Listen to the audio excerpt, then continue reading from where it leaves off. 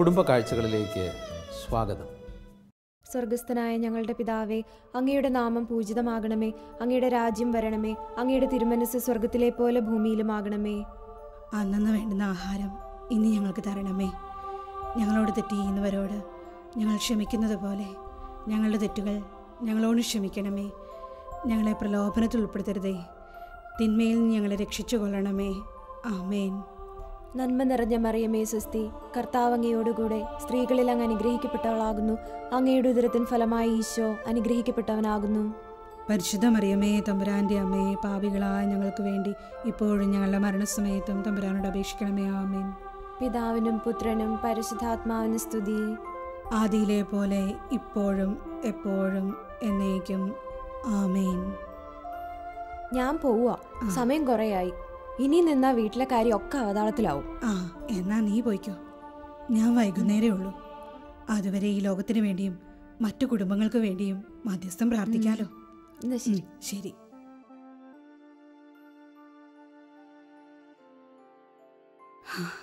കർത്താവേ. അച്ഛാ, ഇപ്രാവശ്യത്തെ പെരുന്നാള് ഞാൻ സ്പോൺസർ ചെയ്യാം. അതിൽ പ്രശ്നമൊന്നുമില്ല. പക്ഷെ നിന്റെ ബിസിനസ് എന്താണെന്ന് ഞങ്ങൾക്ക് വലിയ ധാരണയില്ല. പള്ളിക്ക് മുടക്കുന്ന പണം സത്യമുള്ളതായിരിക്കണം. എന്താ, ഉറപ്പ് തരാൻ കഴിയുമോ തനിക്ക്? അത് പിന്നെ അച്ഛോ, ഞാനേ സ്വർണത്തിന്റെ ബിസിനസ്സാണ് അച്ഛാ.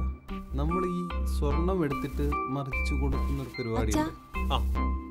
സിമി പോവാണോ? ഞാൻ പോവാ അച്ഛാ, വീട്ടിൽ ചെന്നിട്ട് കുറെ പണിയുണ്ട്. റോസമ്മ ചേച്ചി പള്ളിയിലിരുന്ന് പ്രാർത്ഥിക്കുന്നു. ഓക്കെ ശരി. നീ അറിയോ റോസമ്മ ചേച്ചിയെ?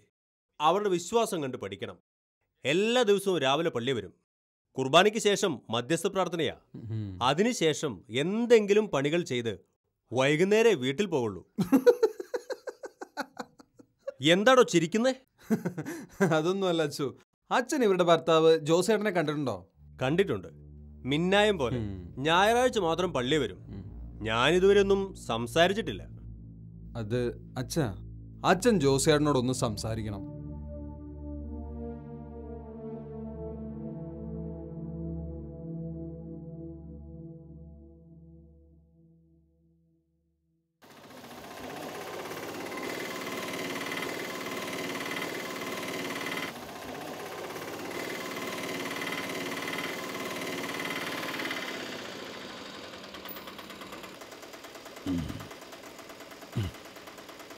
ജോസേട്ടാ, ഒന്നിങ്ങ് വന്നേ. അച്ഛനോ? ശരി, സ്തുതിയായിരിക്കട്ടെ അച്ചോ. ജോസേട്ടൻ എവിടെ പോയതായിരുന്നു? പാല് കൊടുത്ത കുറച്ച് കാശ് കിട്ടാനുണ്ടായിരുന്നു, അത് മേടിക്കാൻ പോയതാ. ചെന്നിട്ട് വേണം പശുവിനെ തീറ്റിക്കാൻ. പശുവിനെ തീറ്റുന്നൊന്നും റോസമ്മ ചെയ്യൂലേ? എന്റെ അച്ഛ, അവളുടെ കാര്യമൊന്നും പറയണ്ട. രാവിലെ പള്ളിയിലേക്കെന്ന് പറഞ്ഞിറങ്ങും, പിന്നെ വീട്ടിൽ വരുന്നത് വൈകിട്ടാ. അച്ഛൻ കാണുന്നതല്ലേ. ശരിയാ, പക്ഷേ വീട്ടിലെ ജോലികളൊക്കെ തീർത്തിട്ടല്ലേ വരുന്നേ? ഒന്നും പറയണ്ട അച്ഛ, 10-20 വർഷമായി കല്യാണം കഴിഞ്ഞിട്ട്. അതിനിടയിൽ എങ്ങനെയൊക്കെയോ ഒരു മകനുണ്ടായി. അവന്റെ കാര്യം പോലും നേരാവണ്ണം നോക്കിയിട്ടില്ല. കുറേ പറഞ്ഞു നോക്കി, ഒരു കാര്യമില്ല. വീട്ടിൽ കിടന്നൊരു വഴക്കിന് എനിക്ക് വയ്യച്ചു. അവളുടെ പ്രാർത്ഥന നടക്കട്ടെ, ഞാൻ പോട്ടെ അച്ഛ. ചെന്നിട്ട് ഒരുപാട് പണിയുണ്ട്. തുണി അലക്കണം, തൊഴുത്ത് കഴുകണം. മോട്ടർ 2 ദിവസമായി കേടാണേ, അതുകൊണ്ട് വെള്ളം മുഴുവൻ കോരണം. ഈശോയുടെ അതിദാരുണമായ പീഡാസഹനത്തെക്കുറിച്ച് പിതാവേ, ഞങ്ങളുടെ മേലും ലോകം മുഴുവന്റെ മേലും കരുണയായിരിക്കണമേ. ഈശോയുടെ അതിദാരുണമായ പീഡാസഹനത്തെക്കുറിച്ച് പിതാവേ, ഞങ്ങളുടെ മേലും ലോകം മുഴുവന്റെ മേലും കരുണയായിരിക്കണമേ. ഈശോയുടെ അതിദാരുണമായ പീഡാസഹനത്തെക്കുറിച്ച് പിതാവേ, ഞങ്ങളുടെ മേലും ലോകം മുഴുവന്റെ മേലും. ഒന്ന് പുറത്തേക്ക് വരാമോ?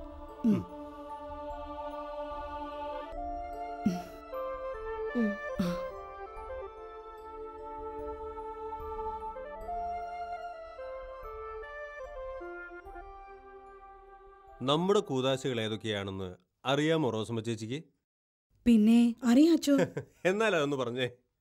കൂതാശകൾ 7: മാമോദീസ, സ്ഥൈര്യലേപനം, കുർബാന, കുംഭസാരം, രോഗീലേപനം, തിരുപ്പട്ടം, വിവാഹം. ഇതിൽ തിരുപ്പട്ടം എന്ന കൂതാശ ഞാനും വിവാഹമെന്ന കൂതാശ ചേച്ചിയും സ്വീകരിച്ചു. വിവാഹമെന്ന കൂതാശയിൽ ജീവിക്കുന്ന ചേച്ചിക്ക് ചെയ്യേണ്ട ഉത്തരവാദിത്തങ്ങൾ എന്തൊക്കെയാണെന്ന് വല്ല നിശ്ചയമുണ്ടോ? അതെന്താ അച്ഛോ അങ്ങനെ പറയുന്നേ? ഒരു വിവാഹിത അല്ലെങ്കിൽ വിവാഹിതൻ പ്രധാനമായും ശ്രദ്ധിക്കേണ്ട ഒരു കാര്യമുണ്ട്. കൂടെ ഇരിക്കാൻ സമയം കണ്ടെത്തണം. ആരുടെ കൂടെ?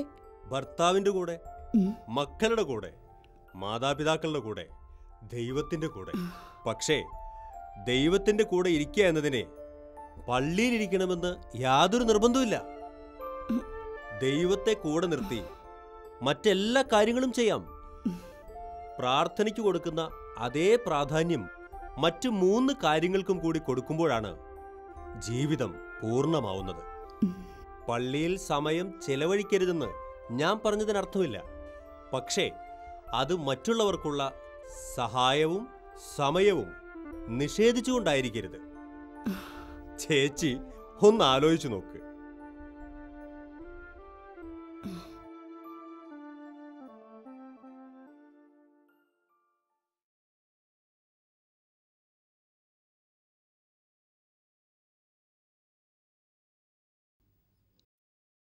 അച്ചു, ആ, ജോസേട്ടനോ? എന്താ പതിവില്ലാതെ ഈ വഴിക്ക്? വാ, കേറിയിരിക്കെ. അച്ഛനോട് നന്ദി പറയാൻ വന്നതാ. റോസമ്മ ആകെ മാറി. ഇപ്പൊ വീട്ടിലെ പണിയൊക്കെ അവളെടുക്കുന്നേ. ആഹാ, ഇപ്പൊ അവളൊരു ടൈം ടേബിൾ ഉണ്ടാക്കിയിരിക്കുക. പ്രാർത്ഥന മുടങ്ങാതെ എല്ലാ കാര്യങ്ങളും അതുപ്രകാരം അവൾ ചെയ്യാൻ തുടങ്ങി. പക്ഷേ ജോസേട്ടന്റെ ഉത്തരവാദിത്വം കൂടുവാണല്ലോ. അതെന്താ അച്ഛാ? റോസമ്മ ചേച്ചി ചെയ്തുകൊണ്ടിരുന്ന വലിയൊരു പുണ്യപ്രവൃത്തിയാണ് മധ്യസ്ഥ പ്രാർത്ഥന. ഇനി മുതൽ ജോസേട്ടൻ അത് ചെയ്യണം. അച്ചോ, അത് മനസ്സിലായി. മുഴുവൻ സമയവും പള്ളിയിൽ വന്നിരിക്കണമെന്നല്ല ഞാൻ പറഞ്ഞതിന്റെ ഉദ്ദേശം. സമയം കിട്ടുമ്പോൾ പള്ളി വന്നിരുന്ന് പ്രാർത്ഥിക്കാം.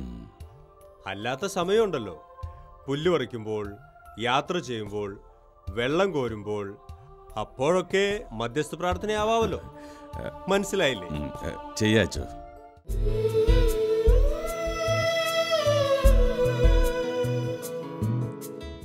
ഇക്കഴിഞ്ഞ ഇടയ്ക്ക് വാട്സപ്പിൽ വന്ന ഒരു പങ്കുവയ്ക്കൽ ശ്രദ്ധിക്കാനിടയായി. ഭാര്യയും ഭർത്താവും തമ്മിലുള്ള സംസാരമാണ്. ഭർത്താവ് ഭാര്യയോട് ചോദിക്കുകയാണ്, എന്നിൽ നിന്ന് നീ കൂടുതലായി പ്രതീക്ഷിക്കുന്നത് എന്താണ്?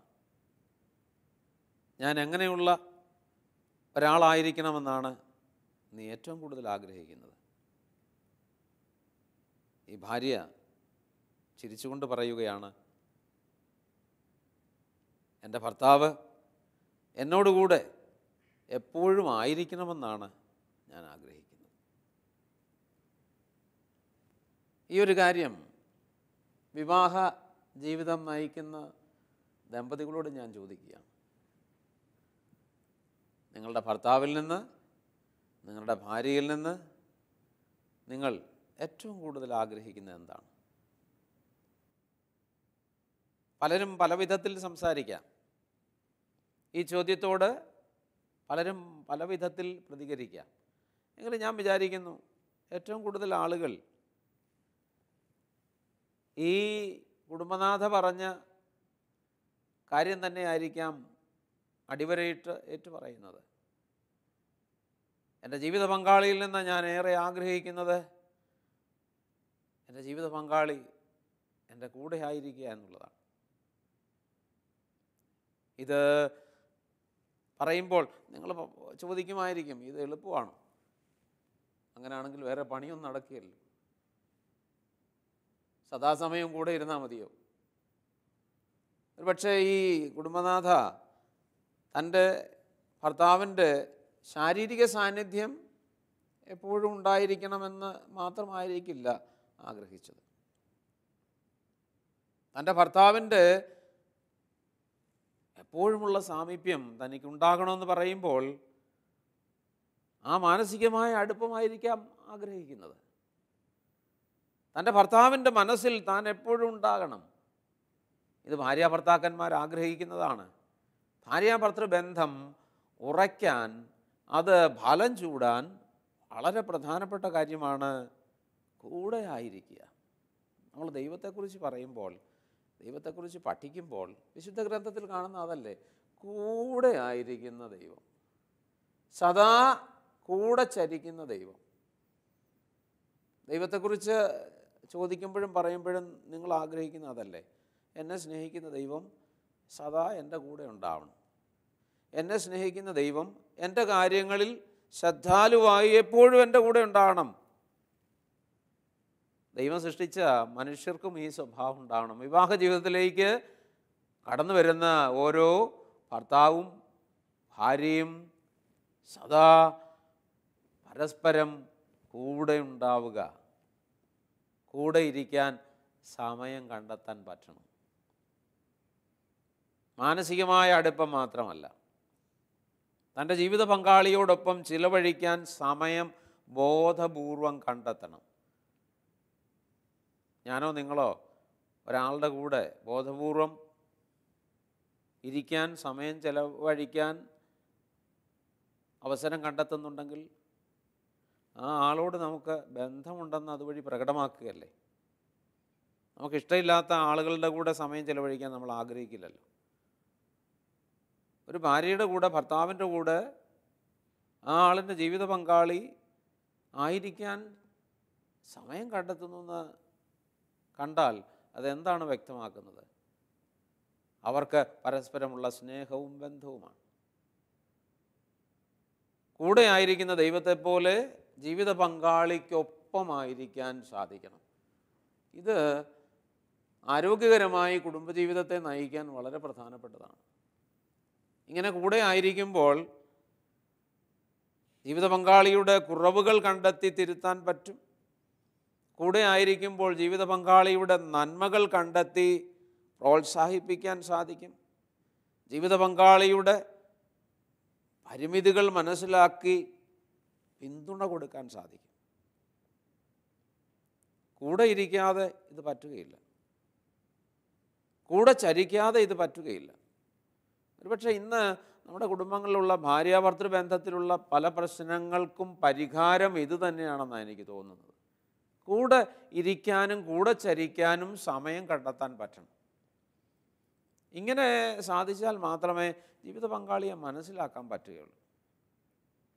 ഇന്ന് വലിയൊരു പ്രശ്നം ഉണ്ടാകുന്നത് ഈ ജോലി ചെയ്യുന്ന കുടുംബനാഥകളുടെ തലത്തിലാണ്. പലപ്പോഴും അവർ പരാതി പറയുന്നൊരു കാര്യം, എൻ്റെ ഭർത്താവിന് എന്നെ അറിഞ്ഞുകൂടാ, ഞാനും അദ്ദേഹത്തെ പോലെ തന്നെ ജോലി ചെയ്യുന്നു, പക്ഷേ ക്ഷീണിതയായി വരുന്ന ഞാൻ നേരെ അടുക്കളയിലേക്ക് പോകുന്നു, പാത്രം കഴുകേണ്ടി വരുന്നു, എല്ലാം തൂത്ത് തുടയ്ക്കേണ്ടി വരുന്നു. എൻ്റെ ഭർത്താവ് വിശ്രമിക്കാനായിട്ട് പോയാലും അത് കഴിഞ്ഞിട്ട് 2-3 മണിക്കൂർ കഴിഞ്ഞാൽ മാത്രമേ എനിക്ക് വിശ്രമിക്കാൻ പോകാൻ പറ്റുന്നുള്ളൂ. ഞാൻ അടുക്കളയിൽ കിടന്ന് കഷ്ടപ്പെടുന്ന ഒന്നും എൻ്റെ കുടുംബനാഥനായ ഭർത്താവ് കാണുന്നില്ല. പല കുടുംബനാഥകളുടെയും പരാതിയാണ്.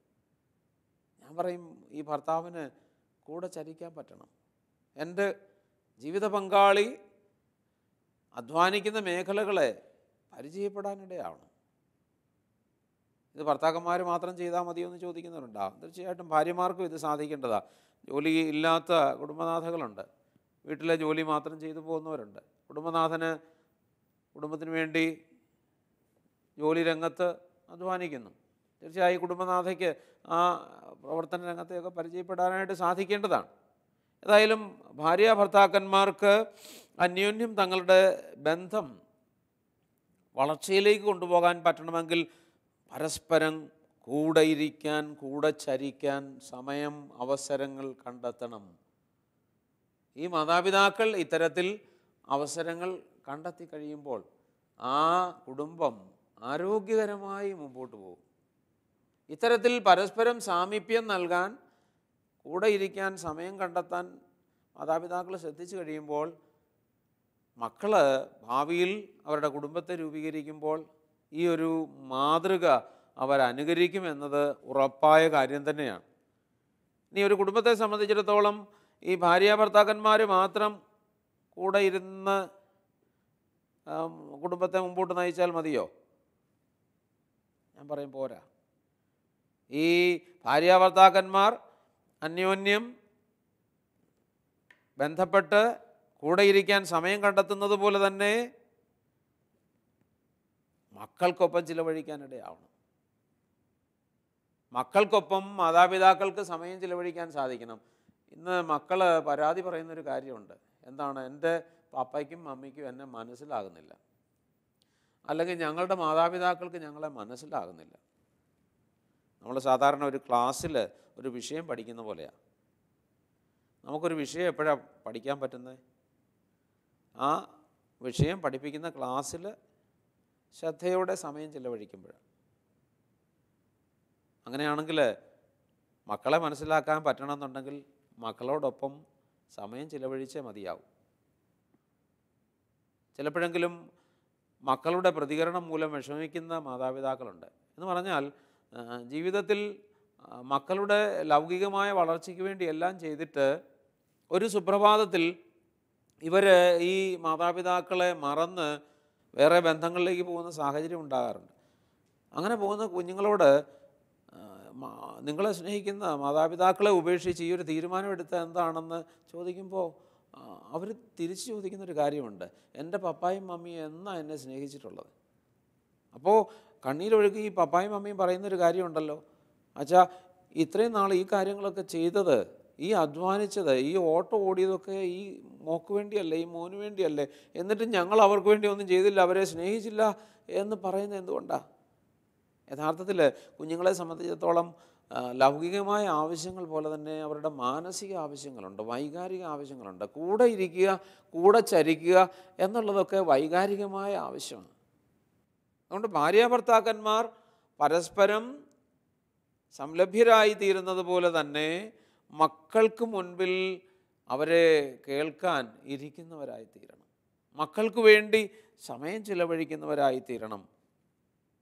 അതുകൊണ്ട് കൂടെ ഇരിക്കണം. ഭാര്യാഭർത്താക്കന്മാർ മാത്രമല്ല, മക്കൾക്കൊപ്പം മാതാപിതാക്കൾ ഇരിക്കണം.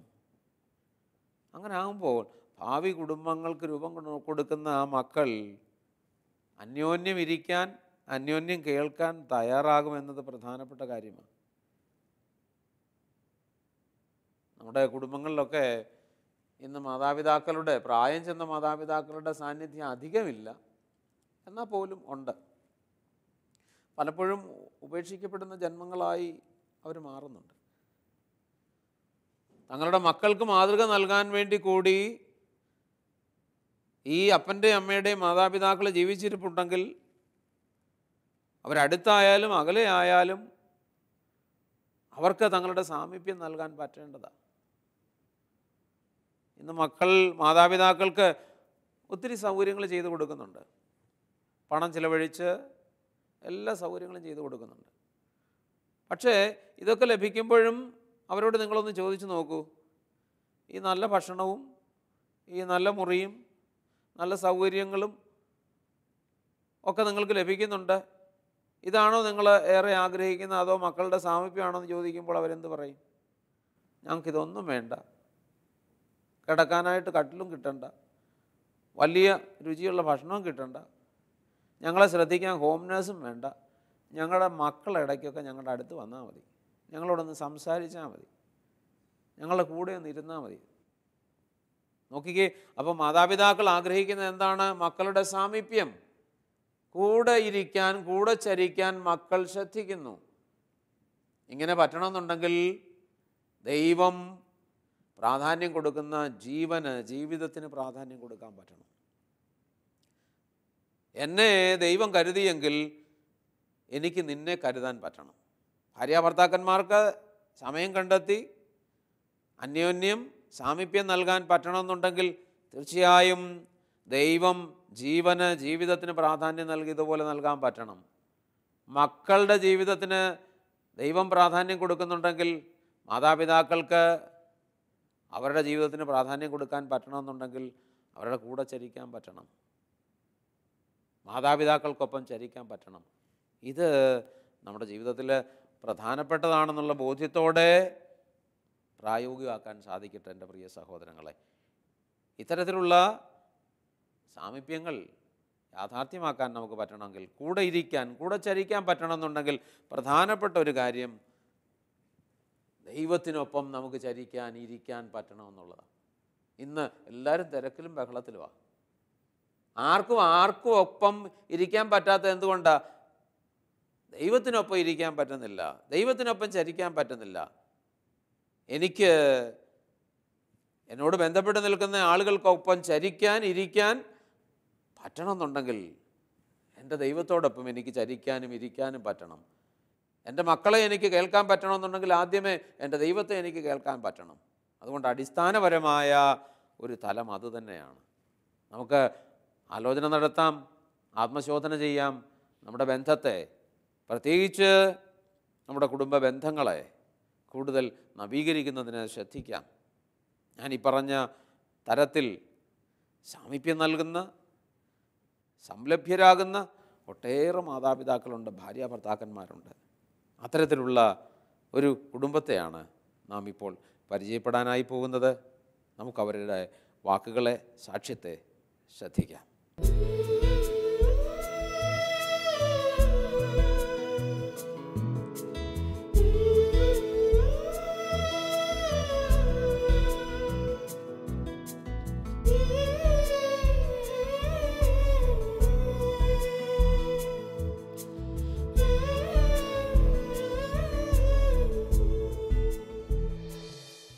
എൻ്റെ പേര് രാജു ആൻ്റണി.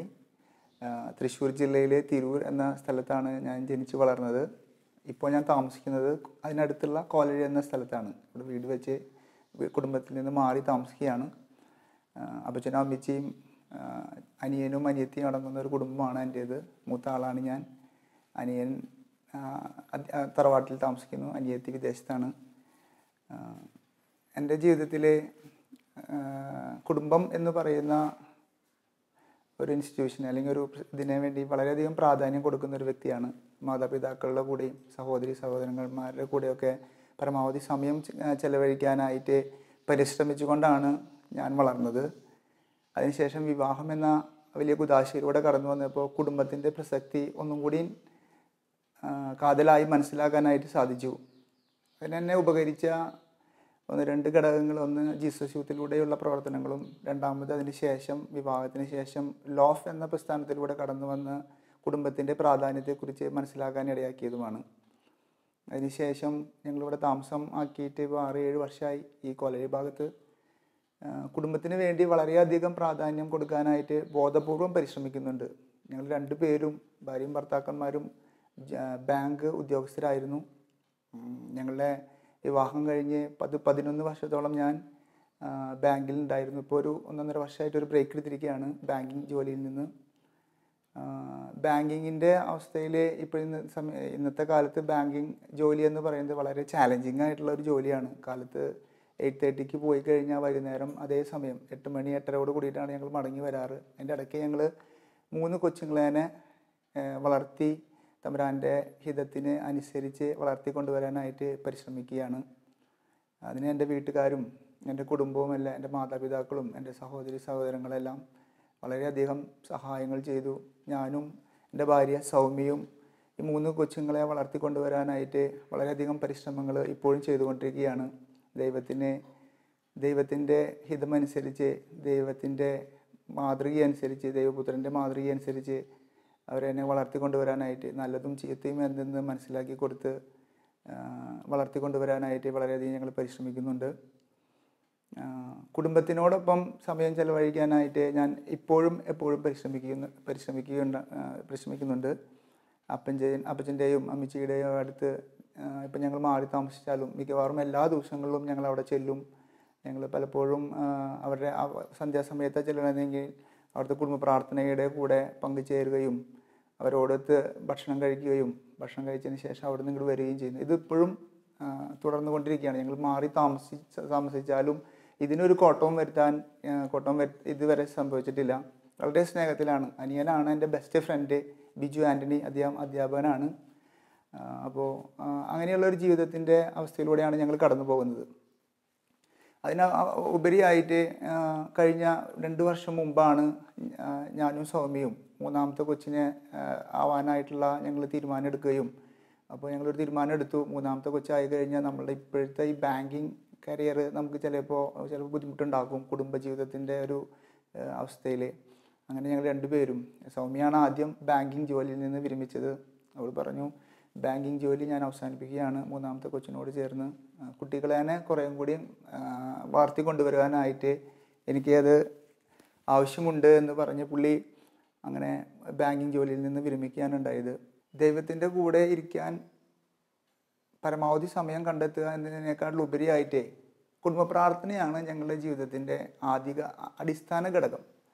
കുടുംബ പ്രാർത്ഥനയ്ക്ക് അപ്പനും അമ്മയും മക്കളും ഒരു ദിവസം മുടക്കം പോലും ഇല്ലാതെ ഞങ്ങൾ ഒരുമിച്ച് പ്രാർത്ഥിക്കാനായിട്ട് വളരെയധികം പരിശ്രമിക്കാറുണ്ട്. അതിനൊരു അപവാദം ഉണ്ടാകുന്നത് വീട്ടിൽ നിന്ന് മാറി നിൽക്കേണ്ട അവസ്ഥകൾ, യാത്ര പോകുന്ന അവസ്ഥകൾ, ഇതൊക്കെയാണ് ഞങ്ങളിൽ നിന്ന് കുടുംബത്തിൽ നിന്ന് മാറി നിൽക്കാൻ, കുടുംബ പ്രാർത്ഥനയ്ക്ക് ഒരു തടസ്സം വരാനായിട്ട് ഇടയാക്കുന്ന സാഹചര്യങ്ങൾ. അങ്ങനെയാണെങ്കിൽ പോലും ഇപ്പോൾ വാഹനങ്ങളിലാണ് യാത്ര ചെയ്യുന്നതെങ്കിൽ ഞങ്ങൾ കാറിലിരുന്നു കൊണ്ട് ജപമാല ചെല്ലാനായിട്ട് പരിശ്രമിക്കാറുണ്ട്.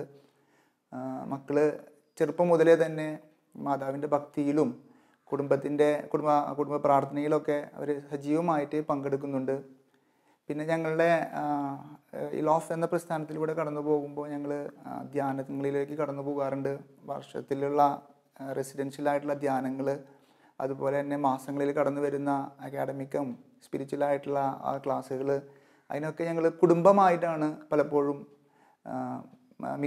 മിക്കവാറും ഇപ്പോഴും ഞങ്ങൾ കുടുംബമായിട്ടാണ് അതിലെല്ലാം പങ്കെടുക്കുന്നത്. ഇപ്പം അഡൽട്ടായിട്ടുള്ള മുതിർന്നവർക്ക് വേണ്ടിയിട്ടുള്ള ധ്യാനങ്ങൾ നടക്കുമ്പോൾ കൊച്ചുങ്ങൾക്ക് വേണ്ടി മാറി അവരേനെയും ആ ധ്യാനങ്ങളിൽ പങ്കെടുപ്പിക്കാനും അതിനായിട്ടുള്ള പരിശ്രമങ്ങൾ ഞങ്ങൾ ചെയ്യാറുണ്ട്. എൻ്റെ പേര് സൗമ്യ.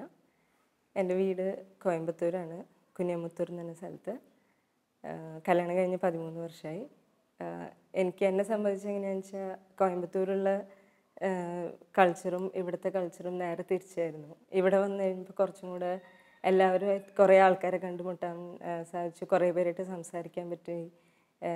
ആദ്യമൊക്കെ എനിക്ക് ഭയങ്കര പേടിയായിരുന്നു എല്ലാവരുമായിട്ട് സംസാരിക്കുക എന്നുള്ളത്. പക്ഷെ ഇവിടെ വന്ന് പിന്നെ അപ്പച്ചനായാലും അമ്മയായാലും ഇപ്പം എൻ്റെ ചേട്ടനായാലും വീട്ടിലെല്ലാവരും കുറേ സഹായിച്ചിട്ടുണ്ട്. അതായത് അവരുടെ രീതി എന്ന് പറയുന്നത് എല്ലാവരുടെ അടുത്തും നല്ല ഫ്രണ്ട്ഷിപ്പായിട്ട് നടക്കുക. അതേപോലെ തന്നെ എനിക്കും അവർ മാറ്റം വന്നത്. അത് തന്നെ എൻ്റെ പിള്ളേർക്കും, അതായത് 3 മക്കൾക്കും നല്ലോണം അത് കാണുന്നുണ്ട്. അവർ ആരെ കണ്ടാലും ചിരിച്ച് സംസാരിക്കാനും, അതായത് അങ്ങനെ നാണിച്ച് നിൽക്കുന്ന പ്രകൃതമല്ല 3 പേരും. അത് ചെറിയ മോനായാലും അങ്ങനെയാണ്. അതെനിക്ക് വളരെ ഇഷ്ടപ്പെട്ട ഒരു കാര്യമാണ് ഇവിടുത്തെ. പിന്നെ മക്കൾക്ക് വേണ്ടി ഞാൻ ആദ്യം ടീച്ചറായിരുന്നു, ദേവമാതാ സ്കൂളിൽ പഠിപ്പിക്കുന്നുണ്ടായിരുന്നത്. പിന്നെ ബാങ്കിൽ ജോലി കിട്ടി, ബാങ്കിൽ കയറി. അപ്പോൾ അവിടെ ബാങ്കിൽ കയറിയപ്പോൾ എന്താണെന്ന് വെച്ചാൽ കുട്ടികൾക്ക് സമയം കണ്ടെത്താൻ ഭയങ്കര ബുദ്ധിമുട്ടായി തോന്നി. അപ്പോൾ എനിക്ക് തോന്നി ഇല്ല, കുട്ടികൾക്ക് വേണ്ടി സമയം കണ്ടെത്തണം എന്നുള്ള ഒരു തീരുമാനം എടുത്ത് ആ ഒരു ജോലി വേണ്ടാന്ന് വെക്കുക എന്നുള്ളത് ഭയങ്കര വിഷമമുള്ളൊരു കാര്യമായിരുന്നു. പക്ഷെ പിന്നെ എനിക്ക് തോന്നി കുട്ടികൾക്ക് വേണ്ടി എന്തെങ്കിലും ചെയ്യാന്നുള്ളത്, കുട്ടികൾക്ക് വേണ്ടി സമയം കണ്ടെത്തുക എന്നുള്ളത് ഒരു സന്തോഷമായിട്ടുള്ള കാര്യമായി തോന്നിയിട്ട് പിള്ളേർക്ക് വേണ്ടി, അതായത് ഇപ്പോൾ ഒരു 3 കൊല്ലമായി ഞാൻ അവിടെ നിന്ന് പോന്നിട്ട്. അപ്പോൾ അവർക്ക് വേണ്ടി, അതായത് അവരിപ്പോൾ സ്കൂളിൽ നിന്ന് വരുമ്പോൾ ഞാൻ വീട്ടിലുള്ളത് അവർക്ക് ഭയങ്കര സന്തോഷമാണ്. അവർക്കത് ഭയങ്കര മാറ്റം കാണിച്ചു തുടങ്ങി. ഇപ്പോൾ മൂത്ത മോനായാലും മോൾക്കായാലും താഴെയുള്ള മോനായാലും 3 ആൾക്കും അങ്ങനെയാണ്. വീട്ടിൽ വന്നു കഴിഞ്ഞാൽ എൻ്റെ അടുത്ത് കളിക്കുക, കുറേ സമയം ചിലവാക്കുക, പഠിക്കുമ്പോഴും ഞാൻ കൂടെ ഇരിക്കുക. അപ്പോൾ അതൊക്കെ അവർക്ക് അവരുടെ ജീവിതത്തിൽ തന്നെ വലിയൊരു മാറ്റമായി തോന്നി. പിന്നെ അപ്പച്ചനും മമ്മിയായാലും അതെ. ഇപ്പം എൻ്റെ അപ്പച്ചനും മമ്മിയുടെ അടുത്ത് എന്ന് വെച്ചാൽ ഇടയ്ക്കൊന്നും അവരെ പോയി കാണാൻ പറ്റുന്നുണ്ട്, അവരുടെ കൂടെ സമയം ചിലവാക്കാൻ പറ്റുന്നുണ്ട്. അതിൽ അവർക്കും കുറേ സന്തോഷമുണ്ട്.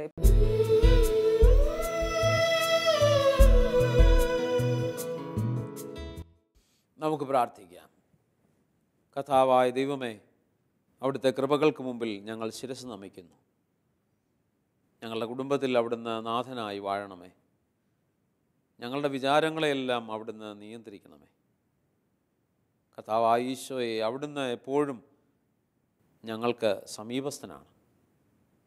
ഞങ്ങളുടെ കുടുംബത്തിൽ വിവാഹ ജീവിതത്തിലേക്ക് കടന്നു വന്ന ദമ്പതികൾ അന്യോന്യം സംലഭ്യരാകാൻ, മക്കൾക്ക് എപ്പോഴും അവർ സംലഭ്യരാകാൻ, മാതാപിതാക്കൾക്ക് സംലഭ്യരാകാൻ ഇടയാക്കണമേ എന്ന് പ്രാർത്ഥിക്കുന്നു. ഞങ്ങളുടെ കുടുംബ ബന്ധങ്ങളെ അവിടുന്ന് ആഴപ്പെടുത്തണമേ. അവിടുന്ന് ആഗ്രഹിക്കുന്ന വിധത്തിൽ ഞങ്ങളുടെ കുടുംബങ്ങളെ നയിക്കുമാറാകണമേ. തിരുഹൃദയമേ, തിരുമുൻപിൽ ഞങ്ങളുടെ കുടുംബങ്ങളെ സമർപ്പിക്കുന്നു. തിരുഹൃദയമേ, തിരുഹൃദയമേ, ഞങ്ങളുടെ വീടിനെ കാക്കണേ. തിരുഹൃദയത്തിൽ തവ ഹൃദയത്തിൽ ഒരു പുണ്യസൂനമായി ചേർക്കണേ. ഈശോ മിശിഹായ്ക്ക് സ്തുതിയായിരിക്കട്ടെ.